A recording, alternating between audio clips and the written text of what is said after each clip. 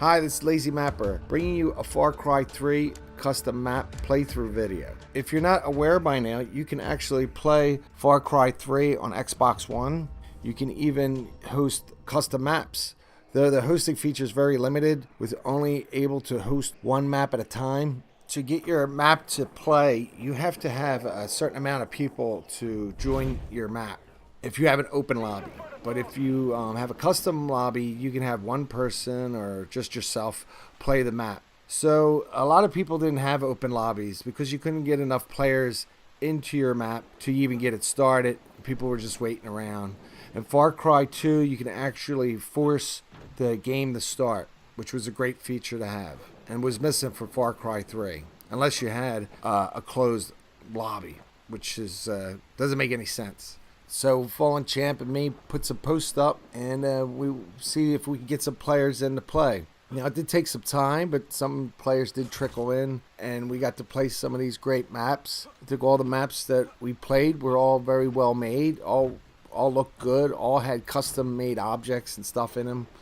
There's always a debate with the mapping community, if you haven't noticed by now, if you're new to mapping or you're getting into it. A lot of people are very passionate about mapping and are only interested in one style of mapping, or feel that one style is right and the other one's wrong. And that's between like realistic maps and novelty maps. When they start making maps and people are playing them and you're having fun, whether it's single player, multiplayer, it doesn't matter. I've been through it all just about. I always try to keep an open mind about maps. You got to think of this other person put a lot of time and effort into their map, and there's a lot of debate on what map is good or what map is bad. Just in general rules, if you make a map and you have a lot of creative stuff, it's always good to have good gameplay in it. And the same is reversed too. If you just make a map with all the standard objects and you don't really create anything, some people might think that map is not good. I personally try to make a little bit of both. I try to put some good gameplay in there and create something.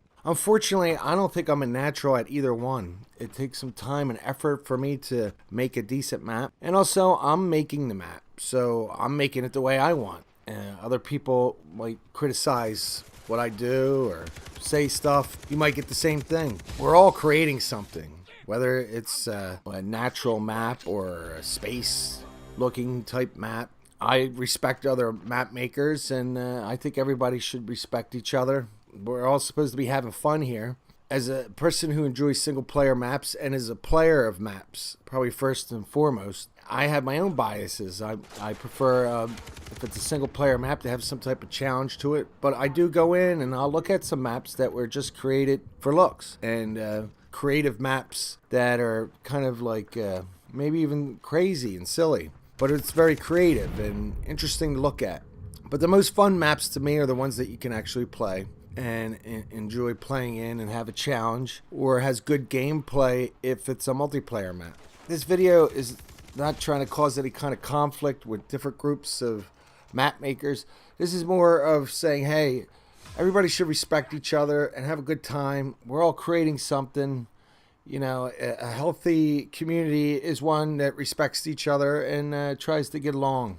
I also have experience in making both types of maps. I want to break it down into two categories, meaning real to life to kind of crazy and silly.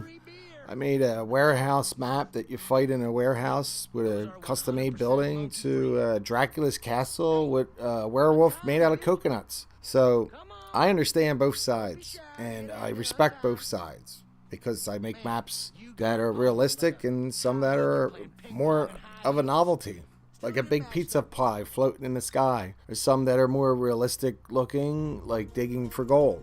Personally, I just try to have fun with the editor. I know the PC guys are a little bit more serious and into ratings, at least seem to be. The console guys don't seem to be as much into ratings because the system just seems to be broken. I'm talking about Far Cry 4. The system on the consoles, it looks like a mess with all these copied maps and green flat maps with invincibility on. You can't get killed. All the weapons are there. There's no challenge to the map. I guess that's why I'm always saying that I like a map with a challenge, because all the maps that I see that are top rated are They're just designed it maybe in a couple hours.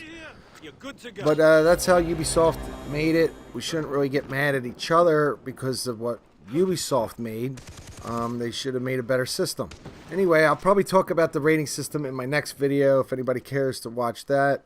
Fallen Champ was with me on Far Cry 3 and playing through some of the maps, so be sure to check out his video. I'll leave a link up top. You should be able to click on it and go to his channel to see his playthrough of Far Cry 3. I also want to cover some info on my channel.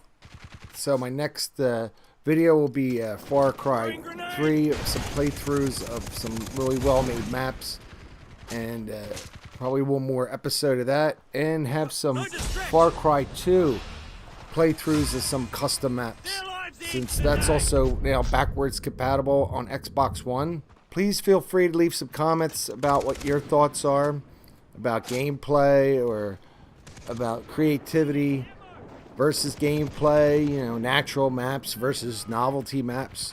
What are your thoughts on it? I try to like all types of maps. I try to respect all types of editors. I even try to make all types of maps myself. I haven't made an escape map yet, but maybe that'll be my next one. Anyway, I'm the Lazy Mapper. Thanks for watching. Please continue watching if you like of these well-made maps that we all played through. Me, Fallen Champ, WALSHDEEZ, Shiny Tapestry. I'd like to thank them guys for joining my playthroughs. And if there's other subjects you'd like to talk about, feel free to leave a comment. I want to thank all my subscribers, of course. Thank all those who enjoy watching my videos. If there's anything that you might think that I need improving on, please comment on it.